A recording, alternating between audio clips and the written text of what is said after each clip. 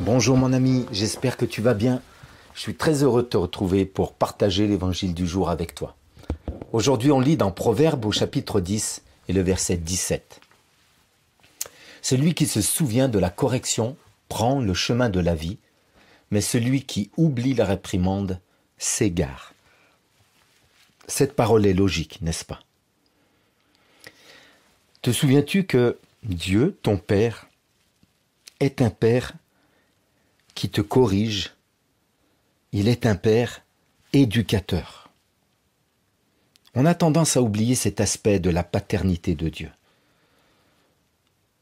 On pense souvent à l'aspect tendre de Dieu le Père, consolant, guérissant, encourageant, bienveillant. Et oui, Dieu est ce Père-là, mais dans son amour, parce qu'il nous aime, il nous corrige. Et le but de la correction, nous dit la parole de Dieu, ce n'est pas simplement de nous faire du mal, absolument pas, mais c'est de nous rendre meilleurs. C'est ce que nous dit ici ce verset. Celui qui se souvient de la correction prend le chemin de la vie. Dieu veut te faire grandir dans le chemin de la vie, et parfois sur ce chemin, tu as besoin d'être corrigé. J'ai besoin d'être corrigé aussi, bien sûr.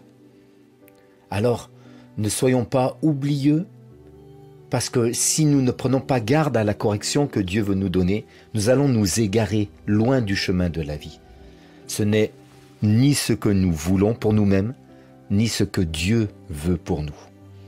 Il veut que nous restions et que nous grandissions, que nous marchions toujours sur le chemin de la vie. Alors acceptons la correction du Seigneur. Parfois il nous reprend, comme notre Père terrestre nous reprend. Je me souviens de cette correction qu'un jour mon père m'a donnée. J'avais 17 ans et c'était un soir d'été. J'étais parti voir un ami et mon père m'avait donné cette recommandation. Rentre tôt ce soir, Tony, parce que demain matin, nous allons couler la dalle en béton de la maison familiale qu'il construisait. 6 ouvriers attendaient après le travail. J'étais préposé pour être derrière la bétonnière, charger le gravier et le ciment, de manière à fabriquer le béton pour que les autres puissent le mettre en œuvre. Et je devais être en pleine forme. Mais ce jour-là, je n'ai pas tenu compte du conseil de mon père. Et il est venu me chercher et j'ai été réprimandé. Mais je n'ai pas compris sur le moment. J'étais fâché contre mon père parce que je ne comprenais pas l'enjeu.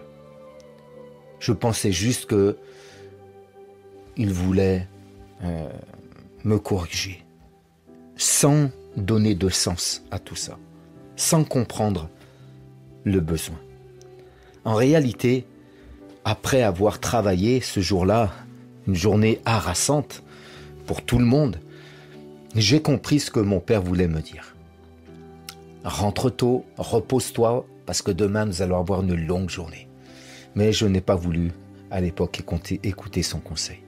Aujourd'hui, j'ai compris, j'essaye d'être prévenant, j'essaye d'anticiper, bien sûr, lorsqu'il y a des rushs de travail. Je comprends le but éducateur de sa correction aujourd'hui. Il en est de même pour chacun d'entre nous. Notre Père nous aime trop pour nous laisser nous égarer loin du chemin de la vie. Et si nous en avons besoin, il va venir nous corriger afin que nous puissions grandir avec lui sur le chemin de la vie. Ne méprise pas sa correction. Ne la néglige pas.